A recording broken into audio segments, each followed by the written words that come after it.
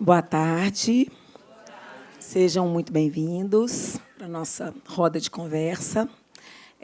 Eu gostaria de dar as boas-vindas, né, para os participantes desta mesa.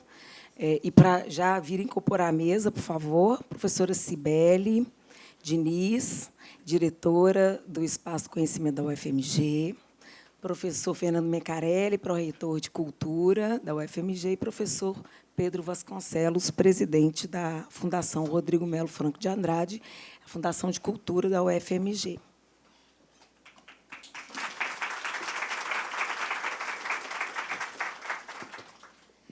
Meu nome é Luciana Papatella, eu sou gerente de projetos da Fundep e tive a honra de participar, por um breve período, da Fundação Rodrigo Melo Franco, assim que ela foi aprovada como Fundação de Apoio da UFMG.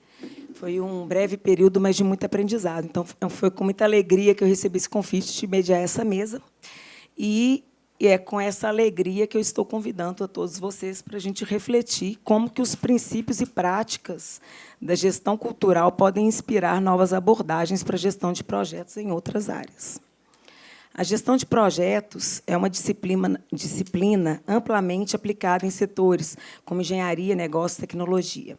No entanto, há um campo fértil de aprendizados que emerge de uma área muitas vezes subestimada nesse contexto, que são os projetos culturais. Produções artísticas, festivais, exposições, ações comunitárias, iniciativas de patrimônio cultural operam em ambientes de alta complexidade, com recursos limitados, múltiplos stakeholders, prazos rígidos, características que desafiam até os modelos mais tradicionais de gestão. Ao observar como gestores culturais lidam com incertezas, improvisam soluções criativas, constroem redes colaborativas e mantêm o propósito vivo, mesmo diante de adversidades, percebemos que há muito a aprender. A cultura nos ensina sobre flexibilidade, escuta ativa, engajamento genuíno e, sobretudo, sobre a importância de alinhar processos e valores humanos. Vou só explicar para vocês como que seguirá a nossa dinâmica, assim como ontem, hoje de manhã. Ela vai ter o mesmo formato das mesas anteriores. Nossos convidados terão 20 minutos para expor, né, as suas apresentações. Posteriormente, abriremos para discussão e participação de todos os presentes. Então, passo a palavra para o professor Pedro Vasconcelos. Seja bem-vindo, professor, fica à vontade. Aqui mesmo, né? Boa tarde, todas e todos. É um prazer compor essa mesa, né, junto com esses queridos colegas. A Luciana minimizou a participação dela na Fundação, mas ela esqueceu de falar que foi pouco tempo, mas foi o tempo de estruturação da Fundação, né? Então, a gente sabe o tanto que isso é relevante, porque os alicerces foram fundados enquanto a Luciana, né, estava lá na Fundação. Eu sou muito grato por isso. E um prazer imenso estar aqui, né, com o nosso pró-reitor de Cultura, da UFMG, com a Cibele, que, além de tudo, é minha colega desde a graduação, né, uns 5 anos atrás, né, Cibele, quando a gente estava na graduação. Isso, por aí. Então, para a gente poder falar um pouco mais, né, sobre esses desafios e sobre a gestão de projetos de cultura, né, dentro de uma fundação de apoio, né, e também dentro da UFMG com as suas especificidades. Luciana, como que faz para... Aí, o meu já está na sequência aqui?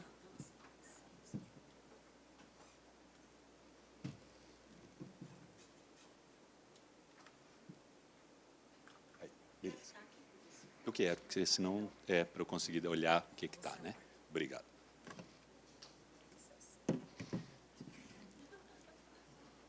Bom, então, os slides estão assim, com bastante texto, que é bom, porque a minha memória é muito ruim para datas e para essas coisas. Aproveitar, né, agradecer toda a equipe da Fundação Rodrigo Melo Franco, que está presente, né, tem a turma ali atrás, né, Gabriela, Maria Eduardo, Bruno, Giovana, Camila saiu, Gabriela, Felipe Scher. Né, vocês vão ver que a Fundação Rodrigo Melo Franco é uma fundação pequena, porque ela começou, de fato, a atuar enquanto uma fundação de apoio a projetos apenas em 2022, a gente estava falando aí agora, né, completou agora há pouco 3 anos, ainda que ela seja uma fundação já bem antiga, com mais de 50 anos, né? Com 55 anos, ela foi fundada em maio, a gente completou agora, né, 55 anos, desde maio de 1970. A Fundação Rodrigo Melo Franco ela foi instituída, então, no seu primeiro momento, para uma fundação, né, visando a conservação, né, do patrimônio histórico da cidade de Tiradentes. Então, a cultura ela vem já desde o início da fundação como algo principal, mas com um objetivo, né, ou quase, né, a sua missão, né, enquanto fundação naquele momento, é diferente um pouco do que a gente tem hoje, onde ela expandiu, né, os seus objetivos, mantendo, óbvio, preservando aquele objetivo original. Em 1997, a fundação foi transferida para a UFMG, sua gestão, né, então hoje ela é uma fundação, né, da UFMG, e atua hoje não só com a UFMG, né, para gestão de projetos, como também para a Universidade Federal de São João del Rei, e ali cortou, né, a marca, né, mas também para o IEFA desde 2025. Bom, nossa, foi direto. Aí, pronto. Então, como eu falei, é uma fundação ainda com uma equipe bem enxuta, pequena, né, para dar conta de tamanho do desafio, mas é uma equipe que está expandindo nesses 3 anos, né, de uma forma muito constante, nem constante, uma forma quase exponencial, né, nesse seu crescimento. Então, o que a gente tem hoje na estrutura da fundação são 3 analistas de projetos com apoio de uma estagiária, né, 2 compradores com apoio de uma assistente de compras, e na parte administrativa a gente tem, né, um analista administrativo, um assistente administrativo, né, e uma estagiária. Então, essa é a estrutura que a gente tem. São 2 analistas, né, administrativas ali. Bom, estou apanhando aqui, mas uma hora eu vou aprender. Aí.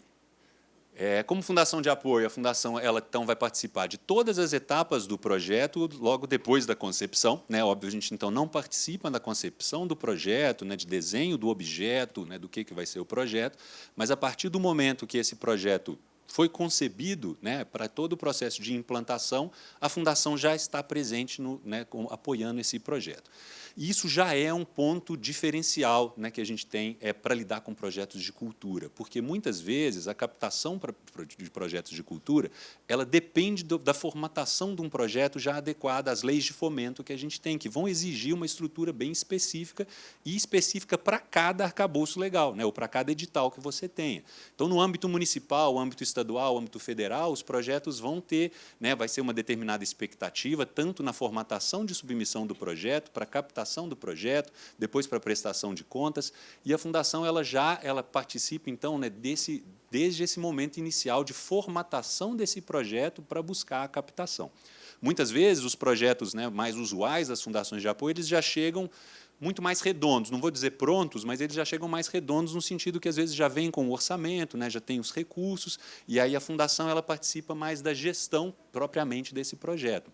No caso da Rodrigo Melo Franco, como a gente precisa, né, garantir que esse projeto ele esteja adequado, né, às várias formas de financiamento que a gente vai ter na área de cultura, ela já começa atuando bem antes, né, e isso é para a gente um desafio.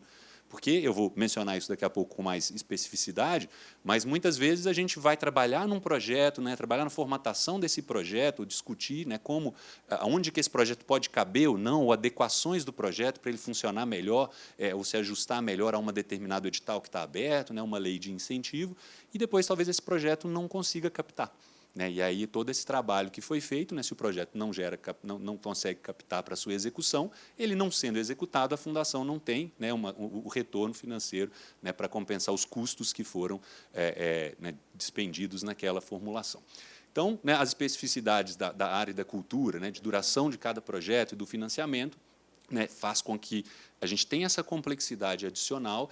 E mais do que isso, a gente estava comentando aqui agora, né, até com a Cibele, antes da gente começar essa mesa, alguns financiadores eles têm limitações à gestão do projeto, que são limitações, às vezes, até meio absurdas. Né? Então, o financiador, né, por exemplo, pela própria Lei Rouanet, você pode contratar funcionários, mas você não pode pagar encargos da contratação de funcionários.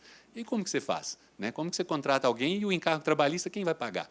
Né? Então, você precisa ter todo um arcabouço de gestão do projeto e de financiamento do projeto que te permita alocar a despesa da contratação numa determinada conta, né, para um determinado financiador, e depois alocar as despesas de encargos, né, ou seja, não são nem, posso falar em despesas complementares, porque elas são obrigatórias da despesa principal, né, e você tem que alocar isso em com outro financiador e outra conta para isso. Né? Bom, mas então, entrando um pouco mais específico, pronto, agora pelo menos não foi até o fim.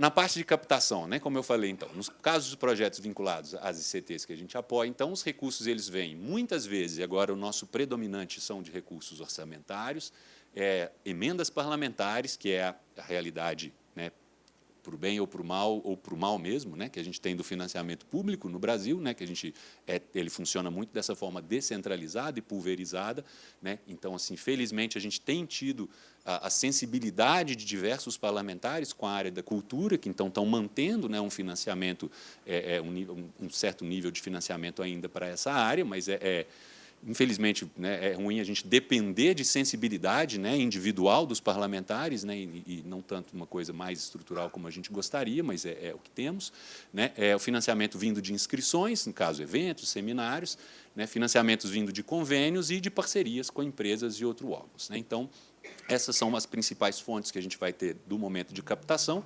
E aí, como eu falei, né, a gente tem sempre que pensar nessa em como já ajudar os projetos nessa etapa. A Fundação ela não faz o trabalho de captação em si, né? Então, a gente não é uma empresa de captação de recursos para a cultura, né? E a gente não executa essa atividade, mas a gente faz toda a parte de submissão aos editais, formatação para os editais, né? E isso já esse processo de formatação dos projetos, de submissão e acompanhamento, adequação, né? Já é um serviço pré-execução do projeto, né? Que é um serviço muito relevante que a gente precisa atuar.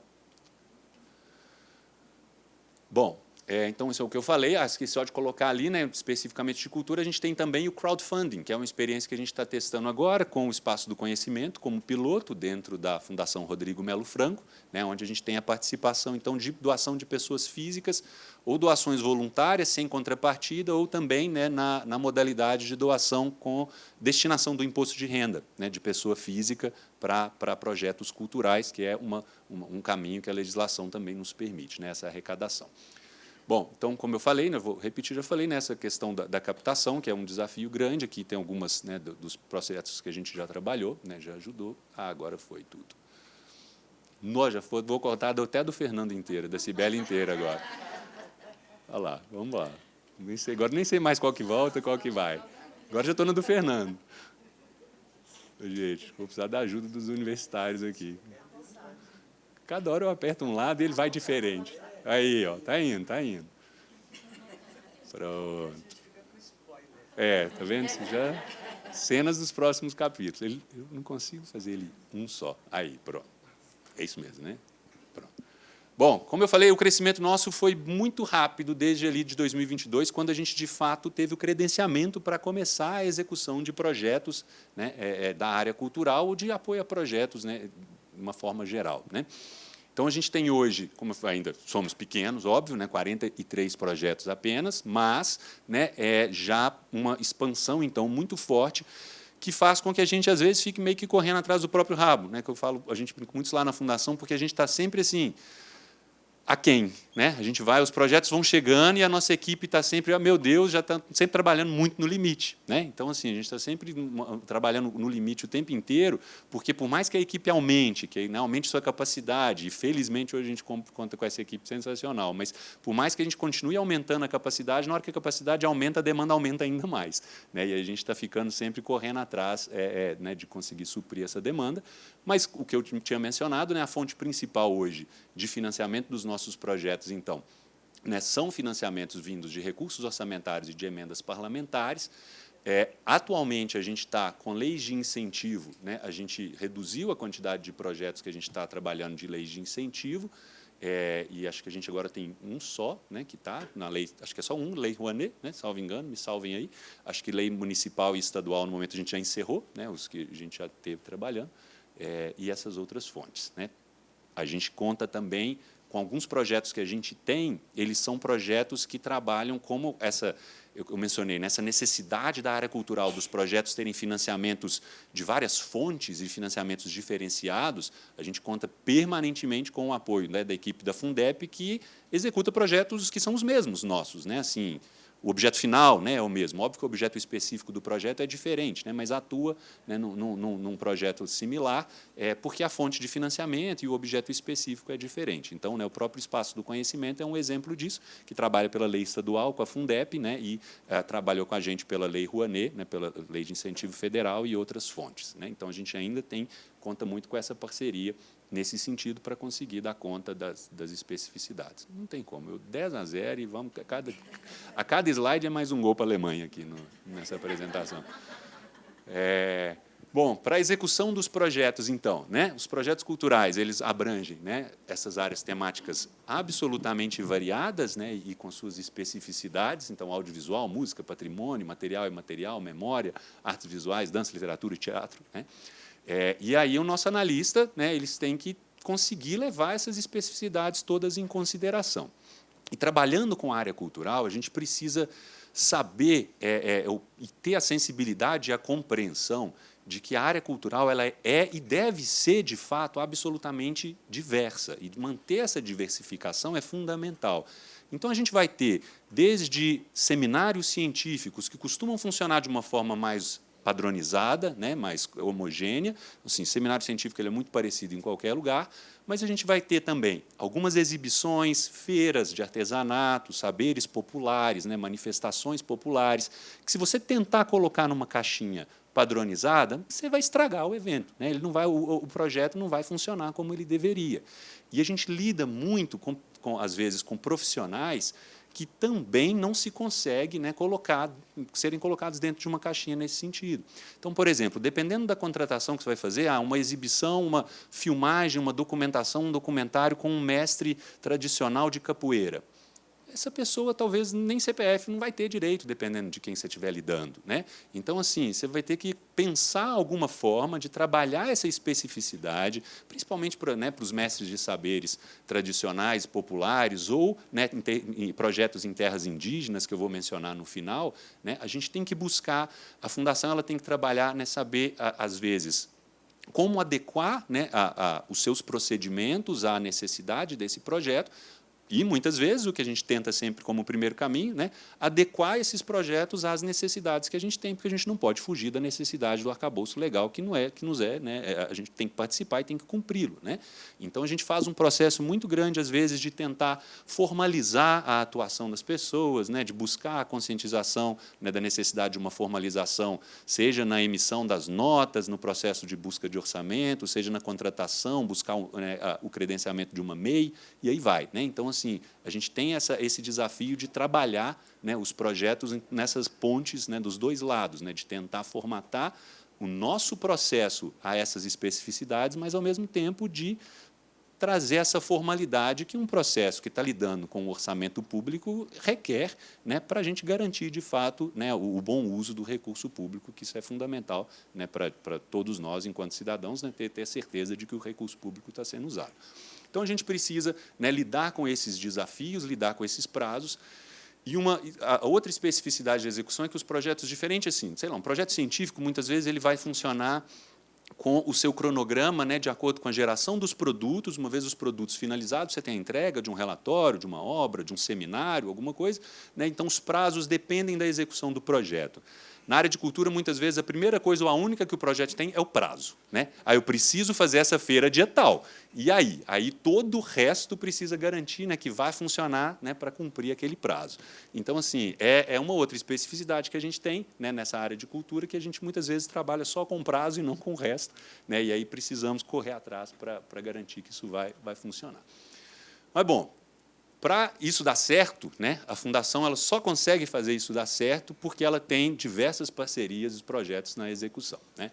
Então, a gente tem, como eu já mencionei, a parceria fundamental da Fundep, não só nos projetos que a gente faz em conjunto, mas nos projetos como um todo, porque a Fundação hoje, a gente brinca que ela é meio que uma fundação incubada na Fundep. Né? A gente não vive sem a Fundep. A gente está dentro do prédio, né, com a Fundep, e a gente depende da Fundep em todos os nossos passos para poder, né, que sempre nos ajuda com todo o expertise e a capacidade, né, e tudo que a instituição tem a oferecer, né, para fora, ela oferece ainda muito mais para dentro. Né? Então, a gente fica aproveitando ali daquele ambiente. Então, a gente aproveita muito, né, da experiência que toda a equipe da Fundep tem, de toda a estrutura nos projetos, e, para sua execução, a gente conta, principalmente dentro da UFMG, com a Procult. Né? Então, a Fundação Rodrigo Melo Franco ela não é uma fundação que tem, na sua atuação, a pensar uma política cultural, né, para nenhuma das instituições apoiadas, menos ainda para a UFMG, porque, felizmente, isso vem tudo da Procult, que faz a gestão, coordenação, promoção, desenvolvimento, né, e difusão cultural, da política cultural na UFMG. E aí traz isso. Hoje nós temos 16 projetos na Fundação, que são projetos da Procult, né, que vão se complementar nessas diversas formas de fazer. Além disso, a gente vai ter, tem também, que vai ser, já, né, logo em seguida, a Cibele vai falar um pouco das especificidades do projeto do Espaço do Conhecimento, que hoje são 11 projetos, né, abertos, então, para vocês verem a coxa de retalhos que a gente tem que ir montando, né, para conseguir cobrir e dar conta de não ficar nenhum pezinho ali no frio de fora, né, e ficar tudo coberto, né, para dar conta de tocar isso. Né? Então, a gente conta hoje com 11 projetos do Espaço do Conhecimento só na Rodrigo Melo Franco, além dos projetos que vão ainda estar, né, que ainda estão rodando pela Fundep. E a gente tem... Deixa eu... Vamos lá. Acabando. Aí. E, para finalizar, né, a questão dos desafios, a gente tem todos os nossos desafios de compras, né, que entra um pouco no que eu já falei, eu não vou ficar me alongando muito aqui, já estou caminhando para... Vocês já perceberam que eu estou caminhando para finalizar, né, então já está meio óbvio, porque já finalizou algumas vezes. Né, então, nossos desafios de compras que estão muito nesse sentido do que eu já falei, né, da gente buscar, então, essa questão de como trabalhar setores que, muitas vezes, são setores tão específicos, e como que a gente traz isso para uma realidade de recurso público, que é uso do recurso público, que é uma realidade muito engessada, né? É uma realidade onde os procedimentos, os processos, eles são muito bem, né, estruturados, e a gente precisa seguir aquela coisa, né, de que se não está escrito não pode fazer, né? Diferente, né, do normal, né? A gente só pode fazer o que está escrito, né, para poder cumprir toda a exigência desses recursos. Então, a gente trabalha, né, fomentando, né, meios locais, tentando formalizar processos de compras, né, tentando buscar formas de buscar que os nossos parceiros eles, né, façam essa implementação dos processos como a gente precisa. Quando não dá, quando não tem como, porque é algo absolutamente, de fato, muito específico, e na cultura a gente tem muito isso. Então, o percentual de contratações e de compras que a gente tem por inexigibilidade, porque são coisas absolutamente específicas, né? Então, que não tem como você fazer uma cotação, buscar vários orçamentos de um artista que é único, ou de um mestre de um saber popular que é único naquela área dele, né? Então, a gente está em diversos processos assim, essa especificidade, e aí, de novo, felizmente, agora que eu vi o Jaime que está ali, né, quem é o presidente da Fundep, então, né, que faz isso funcionar, na Rodrigo Melo Franco, né, então, agradecer de público o Jaime. Né, então, a parte jurídica da Fundep que nos apoia, né, toda essa necessidade que a gente tem de tocar esses projetos, né, esses processos de inexigibilidade, e de compras. A gente brinca assim, porque às vezes vai olhar as coisas que a gente tem que comprar, e aí gasta-se, né, o Bruno está ali que sofre mais, ele e a Carol com esses procedimentos, tem que buscar contratar uma madeira que tem, né, sei lá, nem se pode mais, é ilegal você produzir uma tábua daquela madeira, mas você precisa da tábua daquela madeira para repor o negócio da obra. Né, ou um pincel que tem que ser com, né, o marfim, sei lá de quantas e tal. Né? Então, eu estou inventando coisa, mas acho que dá para vocês entenderem que isso, enxergarem que isso existe. Né? E aí você vai demorar dias para conseguir comprar um pincel.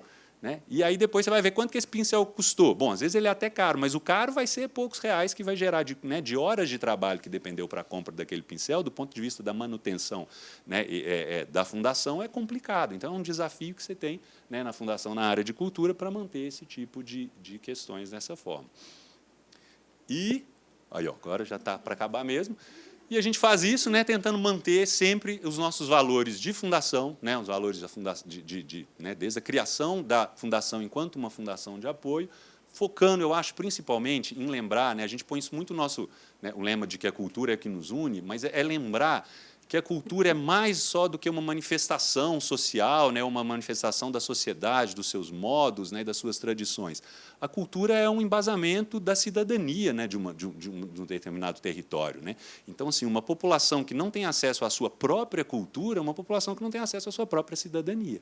Né? Então, o processo de garantir uma cultura que seja democrática, que seja acessível, né, que você consiga levá-la né, de forma territorialmente abrangente, é um processo de garantir, né, a cidadania e de garantir que as pessoas se sintam cidadãos do seu próprio território.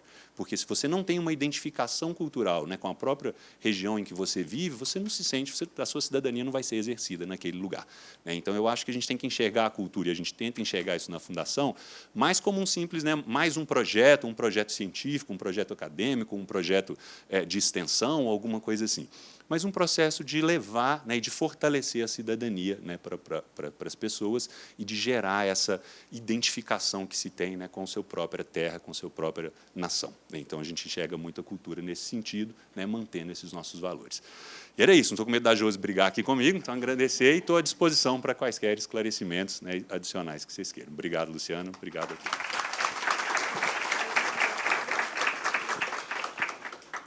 Agora eu posso passar o último, né? Aí, ó, pronto. Como a gente tinha combinado, os nossos debatedores vão fazer as apresentações e, no final, a gente vai abrir para as perguntas, tá bom? Então, a próxima a participar, né, a professora Cibele, diretora do Espaço Conhecimento. Seja bem-vinda. Obrigada, Luciana. Vou colocar o meu tempinho.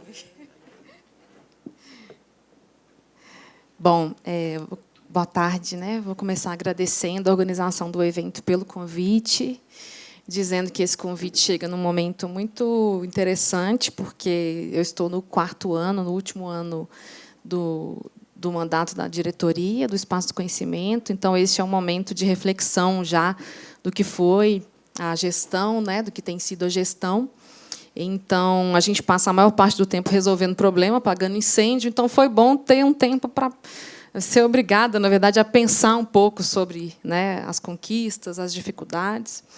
E é isso. Vou tentar fazer isso em 20 minutos. Né? O Felipe está ali, da Fundação, disse para mim que eu ficaria 2 dias falando sobre o Espaço Conhecimento, e é verdade. Então, eu vou tentar ficar aqui nos meus 20 minutos falando um pouco sobre a nossa experiência. E também dizer que é um prazer estar aqui do lado dos 2 colegas, assim, né? Já adiantando algo que eu vou falar ao final. Algo muito importante para um projeto complexo como esse acontecer é a simbiose, é a parceria, é a escuta de verdade. Né? Então, eu acredito que os sucessos que nós tivemos nos últimos anos no espaço são resultado dessa parceria. Né? O Fernando é o pró-reitor, mas eu falo que ele é parceiro, assim, não tem nem coragem. Às vezes o pessoal fala, o Fernando é seu chefe. Não, o Fernando é parceiro.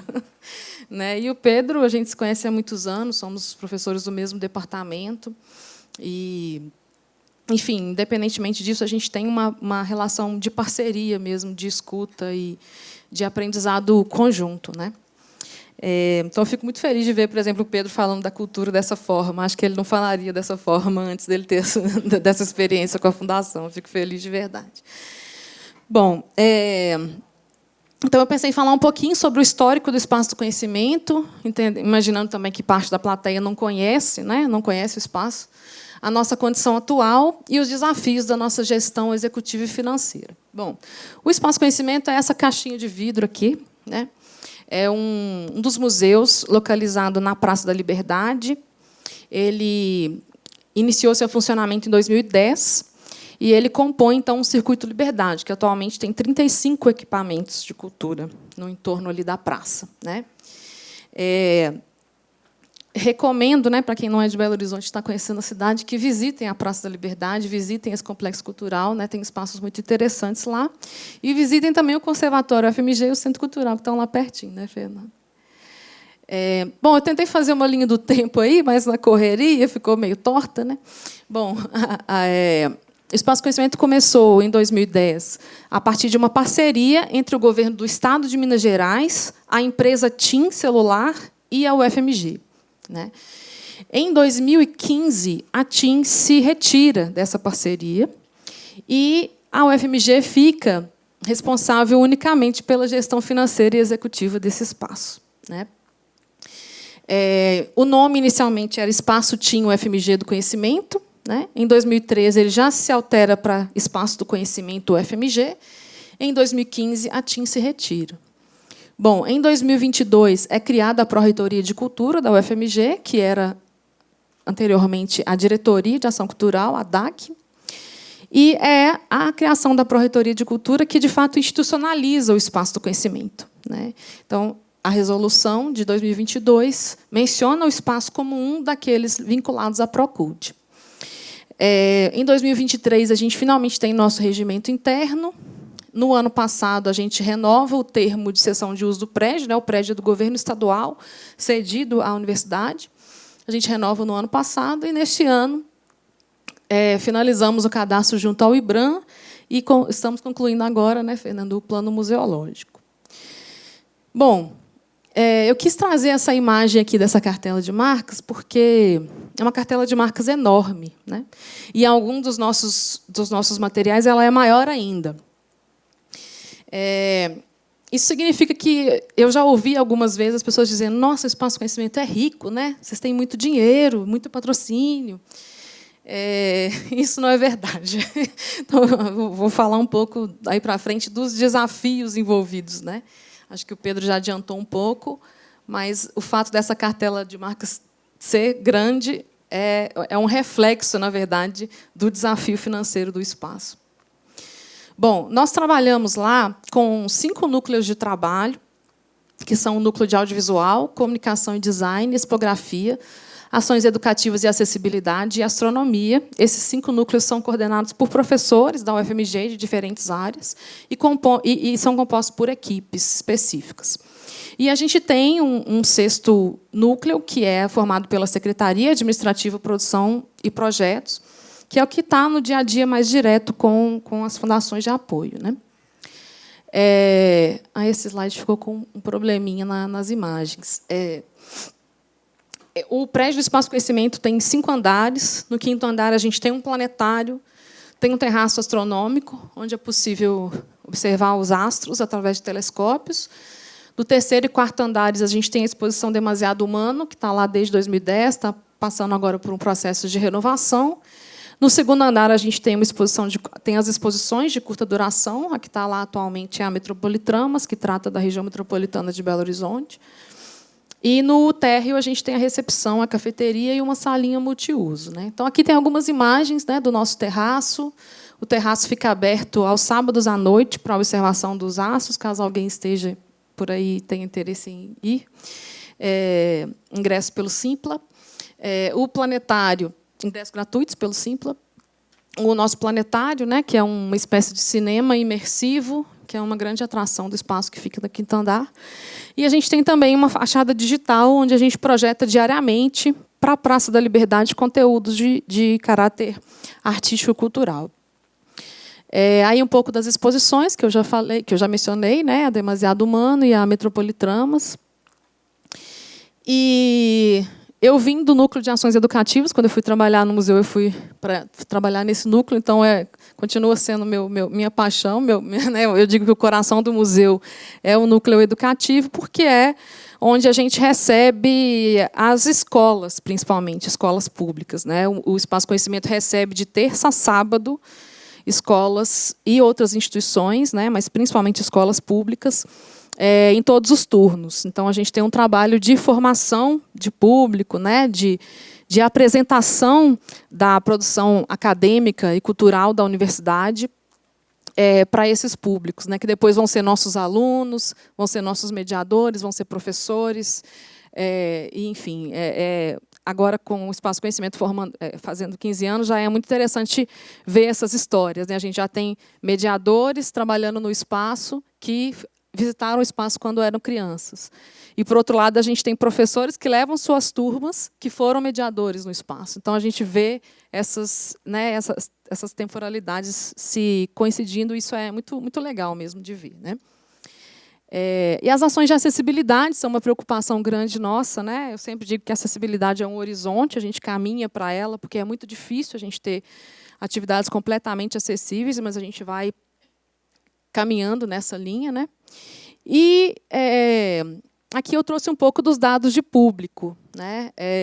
Essa primeira barrinha verde é o público escolar agendado, que são as escolas que nos visitam mediante agendamento, né? Em laranja, um público escolar espontâneo, que a gente começou a contabilizar, porque começaram a aparecer escolas espontâneas. Já chegou da gente ter 6 escolas ao mesmo tempo no prédio, um caos, né? Mas um caos alegre, bem barulhento. E o público espontâneo, a barrinha roxa, né? Então, em 2023, a gente chegou a 101 mil visitações, em 2024, 91 mil. E a gente tem um público virtual crescente, né, que cresceu bastante durante a pandemia, porque a gente investiu em conteúdos audiovisuais naquele momento, né, mas que segue crescendo, felizmente. E, assim, o Fernando Mecarelli fala uma coisa que eu vou usar as palavras dele para não dizer que eu estou puxando a sardinha para o meu lado, né? O Fernando fala assim, o espaço é um sucesso. Já ouvi várias vezes o Fernando falando isso, né? E a gente pode dizer desse sucesso em termos desses números. Então, eu coloquei aí uma síntese, né? 875 mil visitações, 164 mil pessoas só em visitas educativas, mais de 15 mil sessões de planetário, 450 sessões de observação do céu, 30 exposições que são pensadas pela própria equipe em parceria com grupos de pesquisa e extensão da UFMG, mais de 5 matérias na mídia, 10 milhões de acessos ao site, enfim, os dados são muito impressionantes quando a gente pensa em 15 anos, né? Porém, gente, deu um probleminha na configuração desse slide, viu? Espero que estejam todas as informações aí, mas ele está com problema. Porém, esse sucesso, entre aspas, né, ele é carregado por muito, ele é resultado de muito trabalho, né? A gente tem uma equipe de 80 pessoas trabalhando no espaço. Dessas 80, cerca de 40 são graduandos, bolsistas, estagiários, 6 professores, uma servidora, né, uma técnica administrativa, 17 terceirizados contratados pela Fundação Rodrigo Melo Franco, 10 pessoas trabalhando na limpeza, segurança, portaria. Então, é uma equipe gigantesca, né, que trabalha diariamente para que essas atividades aconteçam. Algo que eu acho importante dizer aqui é que o espaço ele foi pensado, né, na primeira década dos anos 2000 como um espaço de divulgação científica, mas não como um museu de ciências, né? Ele foi pensado como um espaço de divulgação das atividades produzidas na universidade, mas pensando essas atividades a partir dos diferentes saberes, a partir da pluralidade de saberes, e entendendo que os espaços de cultura são lugares também de produção de saberes, né? Então, todas as atividades se propõem a fazer uma interface entre ciência, arte e cultura. Daí o fato de nós estarmos vinculados à Pró-Reitoria de Cultura da UFMG. Bom, é uma pena que o slide tenha desconfigurado, mas eu chego agora aos desafios da gestão financeira no espaço, né? Primeiro, uma condição singular. O Espaço Conhecimento tem uma condição singular na universidade. E a gente percebe isso sempre que a gente quer fazer uma coisa nova, né? Então, por exemplo, né, Pedro mencionou o programa de doações. Ou quando a gente implantou o Simpla para observação do céu. Quando a gente precisou contratar uma empresa para captar recursos, né? Todas essas ações do espaço são ações para as quais a universidade muitas vezes não tem referências. São ações inovadoras para a universidade do ponto de vista institucional. E isso significa, na prática, que eu vou ligar para o Felipe, que vai ligar para o Pedro, que vai ligar para o Fernando, ou, às vezes, eu ligo para o Fernando, que vai ligar para o Pedro, que vai ligar para a Pró-Reitoria Jurídica, para a Procuradoria Jurídica da UFMG, que vai falar com o Bruno Teatini, advogado da Fundep, que vai falar com a Cláudia. Então, a gente tem, né, uma concertação institucional para resolver os problemas do espaço que é gigantesca, né? Exatamente pela nossa condição singular, né? Um espaço que começa de uma parceria com uma empresa, depois a empresa se retira, é um espaço bem singular do ponto de vista dos custos também. Então, tudo isso faz com que o espaço seja muito diferente dos outros espaços da universidade. Bom, outra peculiaridade, nós temos apenas uma servidora, né, uma técnica administrativa, então a gente tem um alto custo com a folha de salários dos terceirizados. E isso significa uma dependência de recursos externos, né, porque a universidade, né, enfim, não teve aumento dos seus orçamentos nos últimos anos, então a gente tem um recurso orçamentário, mas ele não é suficiente, a gente depende de recursos externos, e isso gera uma instabilidade financeira enorme. Então, assim, estava comentando com o Pedro e Fernando mais cedo, né, hoje nós não temos certeza se o Espaço Conhecimento estará aberto no ano que vem, porque a gente depende de patrocínio, os patrocínios vão ser renovados em novembro, dezembro deste ano. E pode ser que, por uma circunstância política, algum patrocínio não seja renovado. E aí, como que nós fazemos para manter um museu desse tamanho, com esse conjunto de atividades, né? Outro ponto que o Pedro mencionou já, né, a necessidade de múltiplas fontes de recurso que gera muitos projetos. Eu tinha feito na minha conta, eu tinha colocado na minha conta 10 projetos, contando os da Fundep. O Pedro lembrou que são 11. E é verdade, eu tinha esquecido os da Finep. E vamos criar um outro agora, porque nós vamos começar a vender souvenirs, essa é a ideia. Então, a gente tem 4 projetos na Fundep, se não me engano, e mais os 11 da Fundação, que vão virar 12.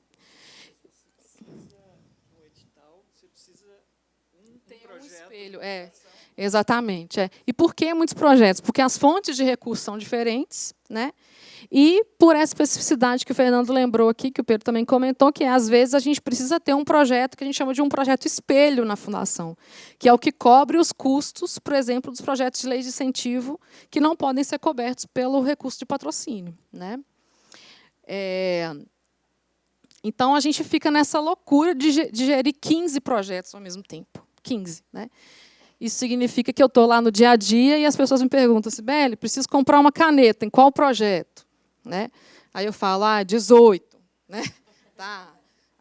Preciso contratar, instalar uma cortina, porque vai ter uma apresentação do Sérgio Pererê, a gente precisa de uma cortina e uma luz, e um técnico de luz e um técnico de som para sábado.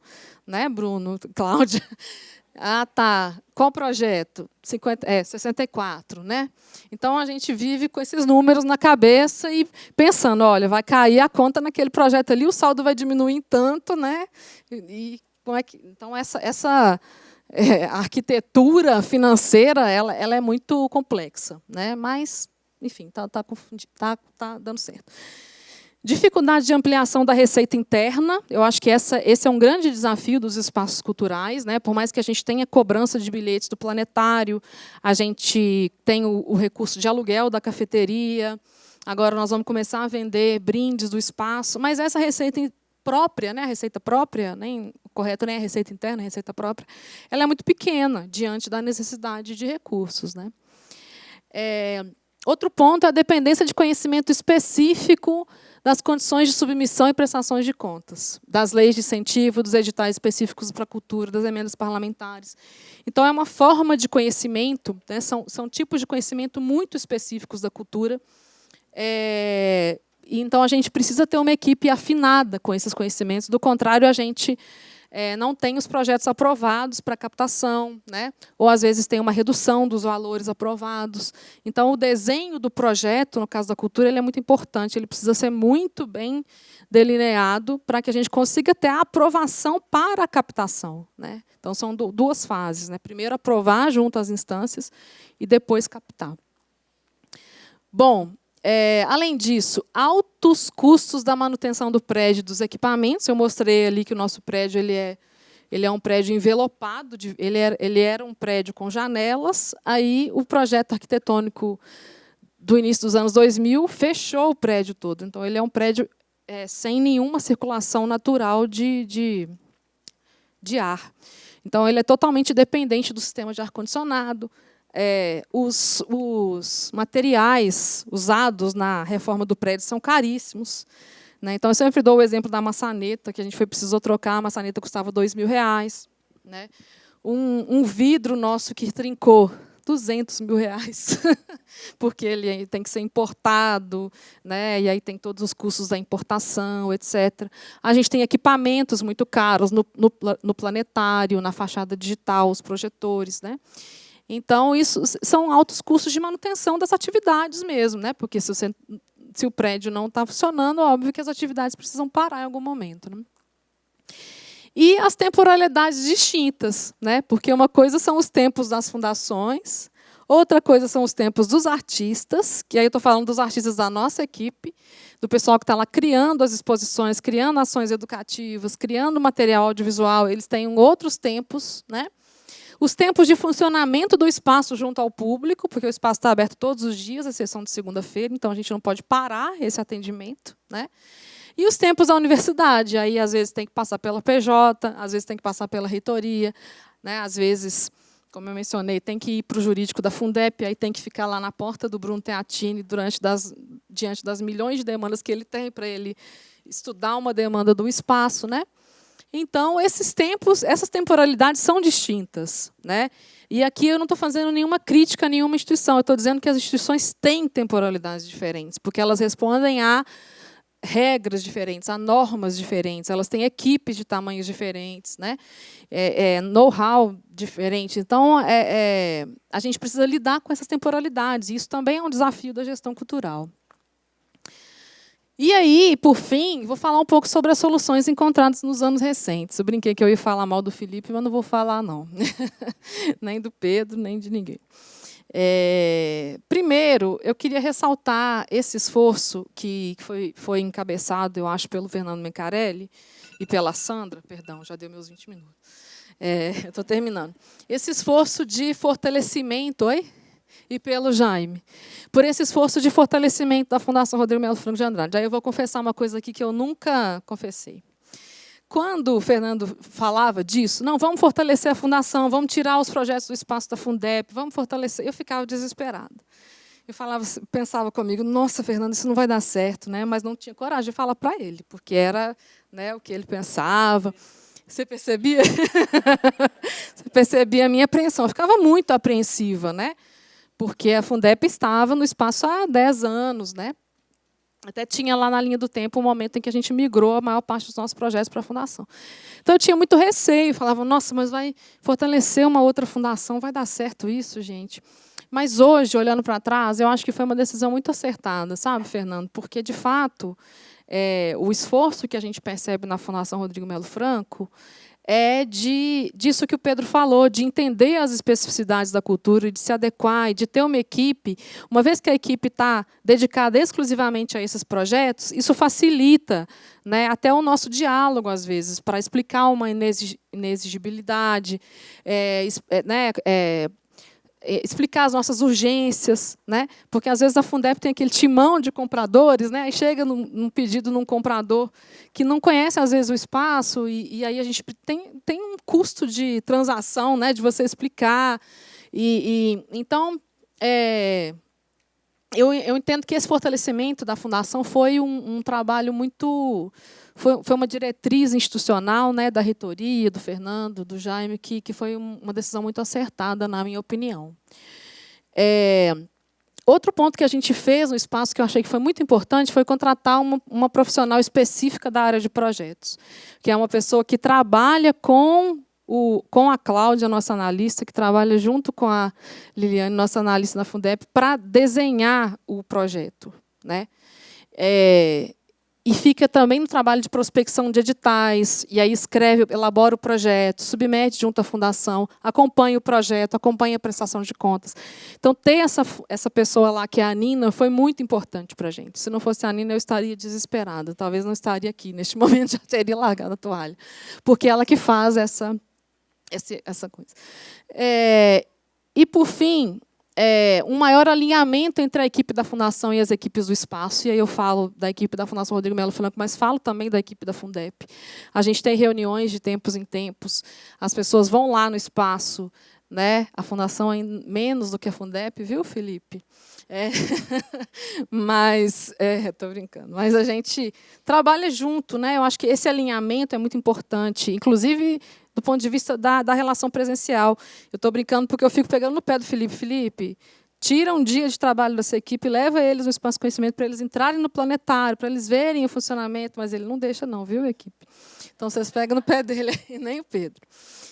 Mas eu estou brincando aqui, mas essa aproximação ela é importante, né? Para o comprador, para o analista, entender o dia a dia do projeto cultural, que tem as especificidades, como o Pedro comentou. E, por fim, eu quero ressaltar o empenho e a flexibilidade das equipes das instituições para a solução de problemas. E aí eu foquei muito na Fundação Rodrigo Melo Franco, porque a mesa é sobre cultura, né? Mas também, junto à Ágata e à Liliane, a gente tem muito apoio para pensar as especificidades do espaço, né? Então, sempre que surge uma demanda como essa que eu mencionei, de uma maçaneta, de uma porta que quebrou, né, ou de uma contratação urgente, né? Por mais que existam dificuldades, eu também não estou aqui para romantizar os processos, porque eles não são fáceis, o dia a dia é de como eu falei, apagamento de incêndio e solução de problemas o tempo inteiro, né? E às vezes com ruído de comunicação, às vezes com atraso, né? Enfim, tudo isso acontece, mas eu quero ressaltar aqui, né, para trazer uma mensagem positiva também, o empenho e a flexibilidade das equipes. Eu acho que isso tem sido muito importante para a gente conseguir avançar com as ações do espaço. Então, muito obrigada. Sigam o espaço nas redes sociais e nos visitem, se possível. Obrigada.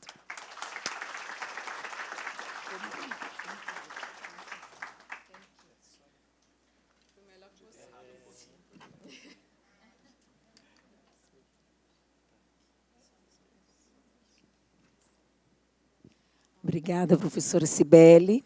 Repasso agora a palavra ao professor Mencarelli, pró-reitor de Cultura da UFMG. Eu queria começar agradecendo o convite, a oportunidade de estar aqui, né, no encontro das fundações. Parabenizar, né, a Fundep pelo evento. Tá desligado também?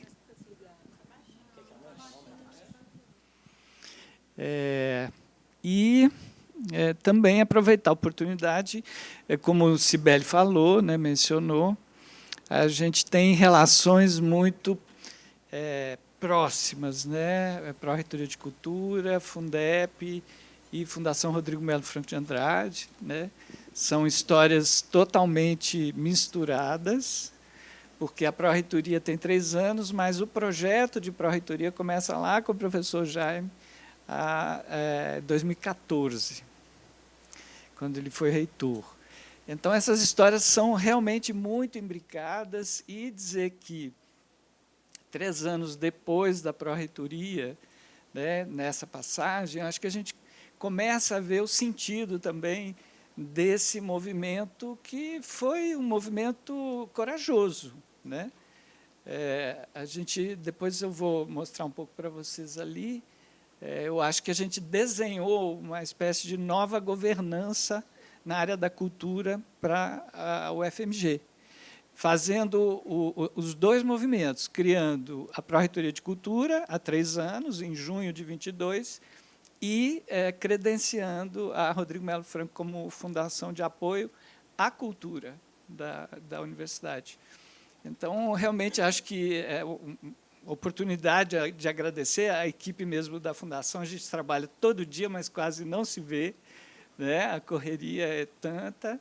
E da Fundep, eu dizia hoje, não, reencontros, né, com Luciana e todos vocês. Então, realmente é um agradecimento enorme pelo trabalho, né, que é feito nessa relação, que acho que é o que justifica as fundações de apoio, na sua missão. E a Pró-Reitoria de Cultura só pode existir, de fato, como ela é hoje, por causa das fundações. Então, muito grato. Eu pensei em trazer um pouco para vocês uma perspectiva um pouquinho mais macro, sabe? E não falar tanto da Pró-Reitoria de Cultura.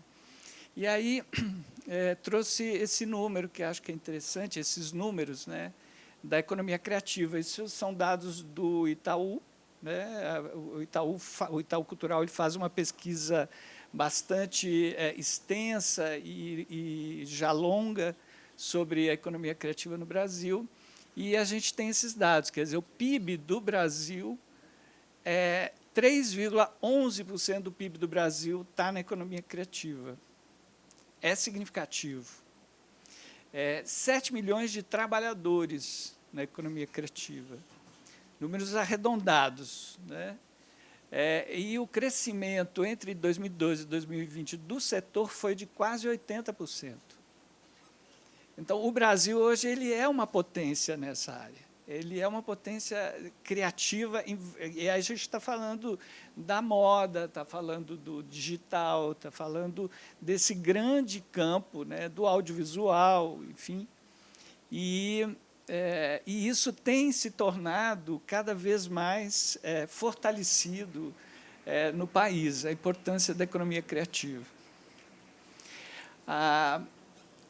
Para vocês terem uma ideia, também de um número que é dessa semana passada, o governo federal criou a Política Nacional Aldir Blanc, que a gente chama de PNAB. Essa política já teve vários momentos, né, vários editais, e é uma política que visa estruturar o sistema federativo de financiamento à cultura, mediante os repasses da União aos estados, Distrito Federal e municípios, de forma continuada desde 2023 a 2027, investindo 3 bilhões anuais ao longo desses 5 anos. E há todo um sistema de vinculação dos municípios, estados, à PNAB, e depois, para que eles possam receber esse recurso lá na ponta, que é recurso direto, eles precisam cumprir uma série de tarefas, digamos assim, que eles chamam de CPF. Tem que ter o plano, tem que ter o fundo e tem que ter o Conselho de Cultura. Então, o município piquititico, de 1.000 habitantes, ele vai receber o equivalente à proporção dele, R$200 mil ano, se ele cumprir esses pré-requisitos. E a PNAB fez uma chamada agora para os 4 anos últimos, né, para os 4 últimos repasses. E a gente teve, no Brasil todo, a adesão de 99,99% dos municípios. E essa adesão é um cadastro que não era fácil de fazer, era complexo. Só 2 municípios do país não enviaram o projeto. Então, se todos conseguirem cumprir, né, as obrigações, digamos assim, para receber o recurso lá no fundo, né, recurso direto, a gente vai ter uma pequena revolução no Brasil, porque todos os municípios brasileiros vão receber um recurso para a cultura, coisa que nunca aconteceu até então. Então, para a gente ver que momento a gente está no cenário cultural e pensando cultura também como no seu aspecto econômico. Bem, aí a gente chega nessa interface que somos nós, né? Instituições de ensino superior, universidades, né? No caso, nós, universidades públicas, e as fundações. Esse é nosso, digamos assim, um dos principais missões, né, das nossas fundações e na relação com as universidades.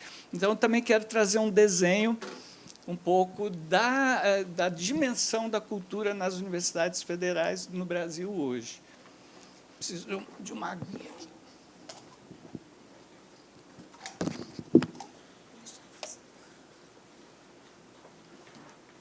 Ficando só nas instituições públicas de ensino superior, a gente tem 302 instituições públicas de ensino superior no Brasil todo, espalhado no Brasil todo. São universidades, institutos federais, universidades estaduais e universidades municipais. Elas mais ou menos se dividem numericamente assim. E entre as universidades federais, somos 69. Quer dizer, acho que quase todos vocês têm vínculo com alguma dessas instituições. E os setores de cultura, eles têm se fortalecido quase que nesse cenário nacional de maneira contínua. Cada um está no momento, mas todos estão fortalecendo os seus setores de cultura. A gente tem hoje 4 pró-reitorias de cultura no Brasil, que é uma novidade. A mais antiga é de Juiz de Fora, tem 20 anos. Eu não sei se a Fundação de Juiz de Fora está aqui. O pessoal do Cariri, Federal do Cariri, no sul do Ceará, a gente que tem 3 anos, e a Federal do Ceará, que tem 1 ano e meio, mais ou menos. Fora isso, a gente tem equivalentes a pró-reitorias, que são 2 secretarias de cultura, em Santa Catarina e no Espírito Santo, e o Fórum de Ciência e Cultura da Federal do Rio de Janeiro, que é simplesmente uma coisa gigantesca. Então, esse conjunto, são 7, né? São instâncias da cultura na gestão das universidades que são independentes das pró-reitorias de extensão, onde elas normalmente se situam. Elas são, em geral, são estruturas bastante fortes, antigas, muitos equipamentos culturais. Juiz de Fora, por exemplo, tem quase todos os espaços culturais da cidade. Os mais importantes são da universidade. O maior teatro da cidade, o maior cinema da cidade. A UFMG tem 100 anos de história e tem um percurso também enorme que levou ela a entender que precisava ter uma gestão específica. Bem, agora, fora essas, quase 30, né, pró-reitorias de extensão e cultura. E muitas delas incluíram o nome cultura recentemente no nome, há poucos anos. Eram pró-reitorias de extensão, passaram a ser pró-reitorias de extensão e cultura. Porque realmente se desenha uma área com muitas especificidades, que é o tema dessa nossa mesa aqui, e a gente está vendo. Também para a gestão dentro da própria universidade, gestão administrativa, é preciso um olhar específico para essa singularidade. E as outras todas sempre têm um setor de cultura, seja um departamento, uma coordenadoria, uma diretoria, enfim. Então, não há Universidade Federal do Brasil que não tenha um setor de cultura caminhando para se fortalecer, para se estruturar. Então, o que a gente tem visto? A gente tem um movimento forte nacional, a gente tem fóruns, vários fóruns da área cultural das universidades, a gente se encontra, a gente constrói caminhos e partilhas que nos fortalecem muito. E o que a gente tem visto é isso, o desenho de uma espécie de nova governança para a área da cultura nas nossas instituições de ensino superior, que significa, muitas vezes, institucionalização da cultura. Você viu, Cibele falou, o espaço ele tinha 10 anos, né, Cibele? E ele não era institucionalizado. Não tinha em lugar nenhum um documento da universidade que dizia que ele era parte da universidade. Um documento válido, aprovado em instância superior. Então, quando a gente criou a pró-reitoria, o Espaço Conhecimento passou a existir formalmente, institucionalmente, dentro da universidade. A não institucionalização é uma grande fragilização, né? Pode vir um gestor, um novo reitor, e dizer, olha, essa área toda não me interessa. Vamos mudar isso aqui, vamos pegar esse pessoal daqui, pôr para lá, vamos pegar esse prédio, fazer outra coisa. A institucionalização leva a que esses debates sejam feitos em instâncias superiores, né? Que seja uma vontade da própria instituição como um todo. Também tem levado a uma estruturação da gestão e da política cultural. As nossas instituições estão entendendo que elas precisam ter políticas, né, para a área, como todas as outras políticas que a gente tem, de inovação, de internacionalização, enfim. E, por fim, essa articulação das políticas culturais, das IES, né, das instituições de ensino superior, com as políticas culturais dos entes federados. Então, política nacional, estadual, municipal. A gente se enxerga, se vê como parte desse conjunto de políticas públicas, fazendo política pública também no âmbito de nossas instituições. Bem, então, a institucionalização, ela reconhece e fortalece o lugar da cultura nas universidades, através da política cultural que se desenha em planos de desenvolvimento institucional dos nossos PDIs, nas políticas propriamente ditas e nos planos de cultura.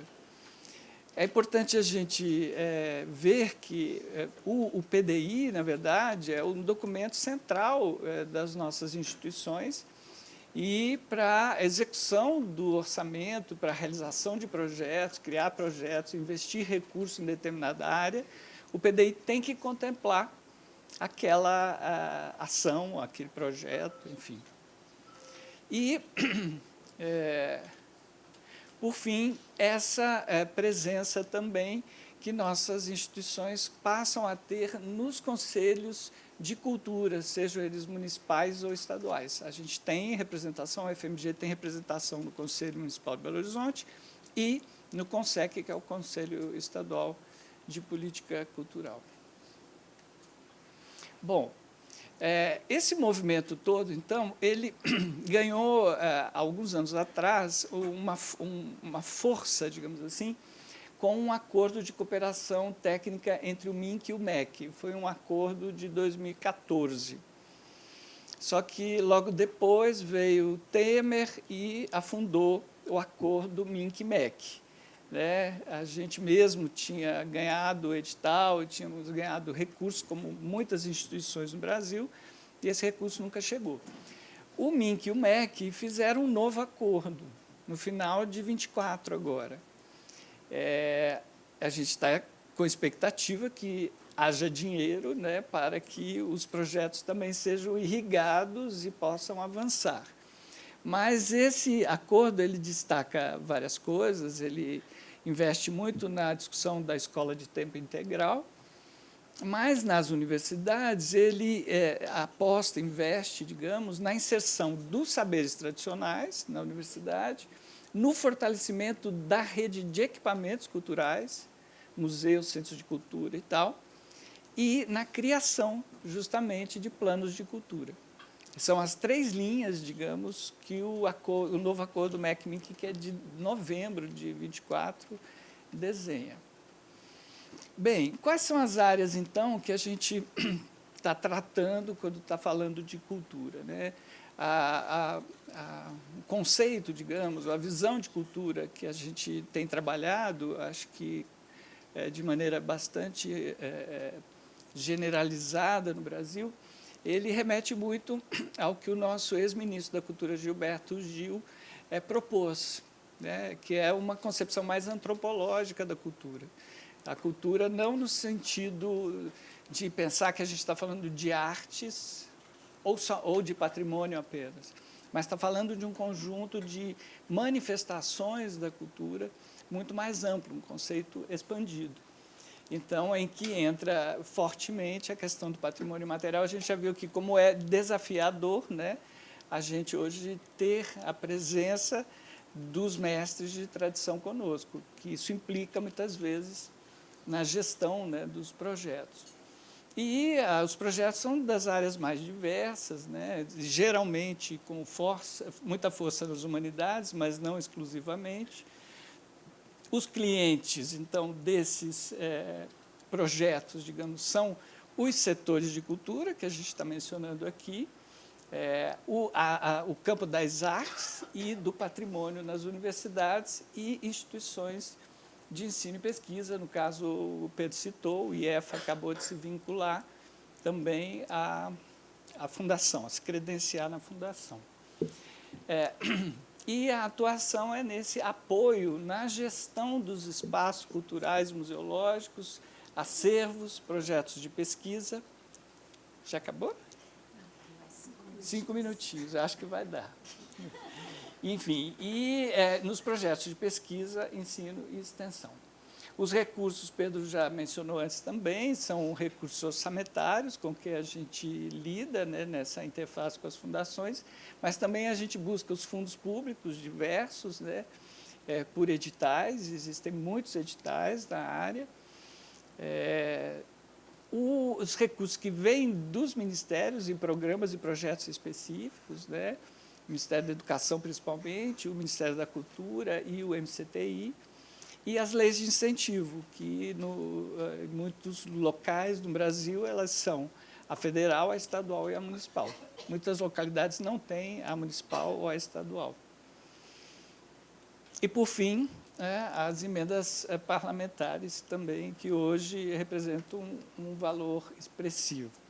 Mas, para também finalizar, trazer um último ponto só para essa conversa, eu queria destacar um dado novo, né, para o nosso campo, que vai nos mover muito. tanto universidade quanto fundações, porque há o novo marco regulatório da cultura que está vigente, mas ainda não regulamentado. Então, a lei ela é a 14.903, de 27 de junho de 24, e ela estabelece o marco regulatório do fomento à cultura no âmbito da administração pública da União, dos Estados, do Distrito Federal e dos municípios. E uma das pessoas que é uma jurista que trabalhou na elaboração, ela tenta explicar a nova lei como se ela fosse uma caixa de ferramentas nova que permite a gente superar a premissa que a lei de licitações trazia, que era quase que de uma desconfiança prévia. Então, você é obrigado a comprovar tudo, porque você que é devedor daquela prestação de contas. O pressuposto, digamos, dessa que ela chama dessa desconfiança, né, que embasa a temida lei de licitações. Então, o marco regulatório do fomento ele teve primeiro um decreto do fomento que ficou que é de 2023, que ele tratava não só do fomento direto, mas também do indireto e especialmente da Rouanet. Então, foi o primeiro desenho desse marco. Na sequência, a gente teve o do ano passado, o de 2014, e agora o Ministério da Cultura ele prepara o novo decreto, que é uma versão nova, no intuito de ser definitivamente o decreto que vai regulamentar o marco regulatório do fomento à cultura.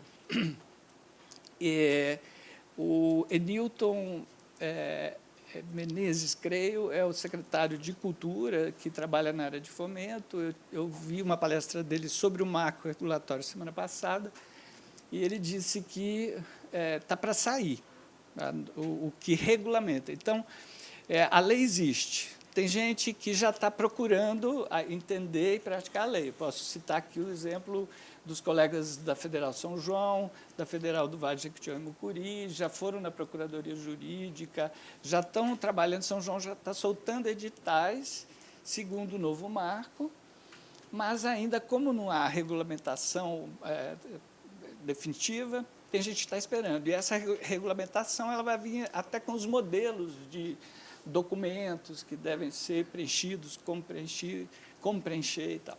Então, há um campo novo aí de estudo para a gente investir. Por quê?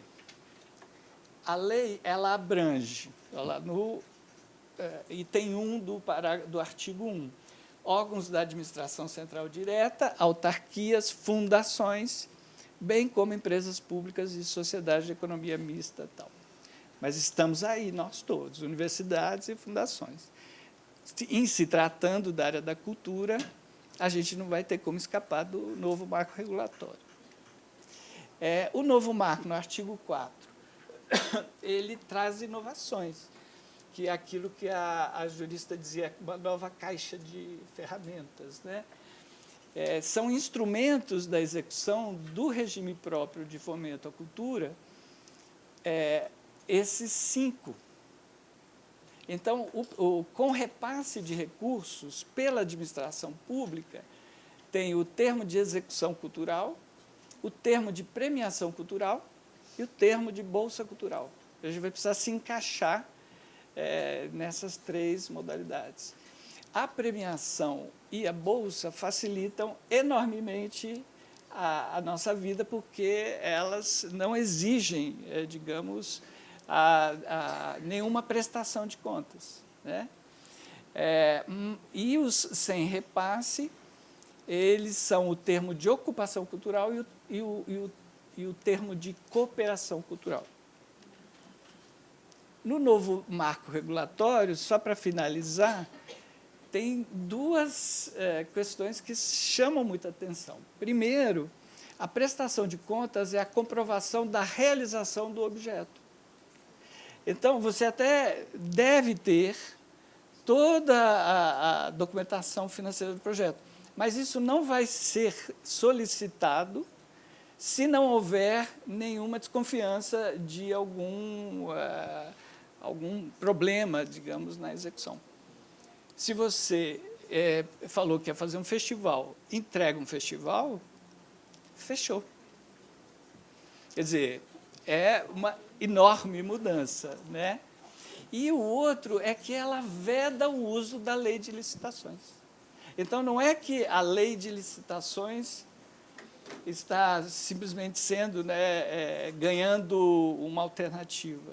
Na verdade, o marco regulatório veda o uso da lei de licitações. Agora, vê só, é só o que eu sei falar também no momento, né? Porque eu acho que o desafio que está posto para nós todos, e aí é em conjunto, né, como as universidades, a minha colega diretora de cultura da Federal do Vale de Jequitinhonha e Mucuri, a Rose, ela fez esse evento agora em Diamantina, de onde eu vou ter essa semana, onde o foco era isso, ela queria nos reunir, diretores de Minas e tal, pró-reitores, para a gente aprender um pouco mais sobre o marco regulatório, como isso vai nos afetar no dia a dia. E foi quando o Enilton foi e fez uma fala, uma palestra.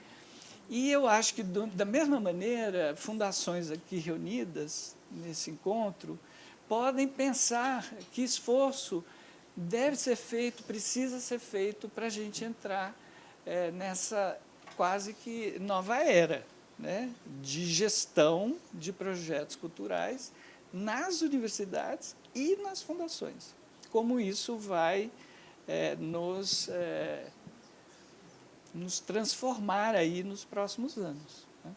Então, isso, eu realmente, como disse, trago aqui somente essa partilha de que estamos diante desse desafio. É preciso que a gente estude, né, nossos setores jurídicos se debrucem, que a gente faça esse esforço e possa entrar nesse novo cenário, né, que é bastante transformado, né, quando a gente vê a força da economia da cultura, a transformação do setor cultural nas nossas instituições, as políticas, né, públicas que estão colocando recursos para circular.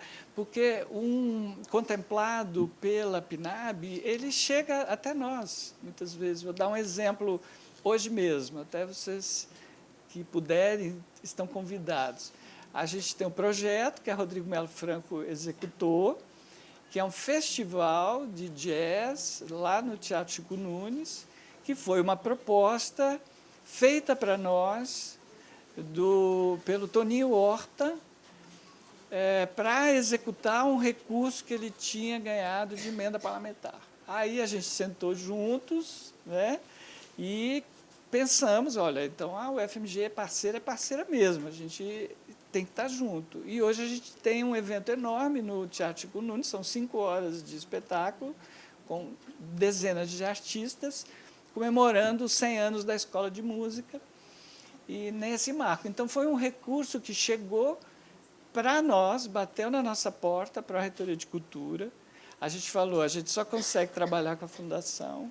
Fomos na Fundação, começou-se a desenhar o que é isso, o que é possível fazer, como a universidade é realmente parceira nisso, que desenho tem, como a Fundação entra, orienta. Enfim, isso. Esse novo cenário, né, digamos, de uma PNAB funcionando, vamos imaginar que dos quase 100%, 90% dos municípios estejam trabalhando com recurso que nunca tiveram, a gente vai ser acionado, né? Porque nós, instituições de ensino superior, aquelas 300, as públicas, nós estamos em 1.000 municípios do país. E o país tem 5.700, sei lá. 5.570. A gente está em 1.000 municípios. Então, esses dinheiros vão passar por nós, as parcerias vão ser buscadas, enfim.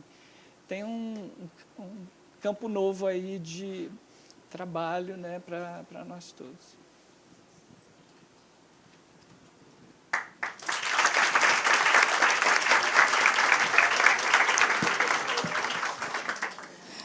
Agradeço, professor Mencarelli, pela apresentação. Trouxe uma ótima notícia para a gente. Só fazendo um apanhado, a gente está com um tempinho um pouco apertado, a gente vai liberar para 3 perguntinhas, mas, remetendo a uma discussão que foi feita ontem, era justamente isso, a dificuldade que nós temos aí na gestão de projetos das fundações de apoio, considerando a legislação. Então, os projetos culturais já têm essa dificuldade, essa especificidade ainda maior, trazida por vocês 3.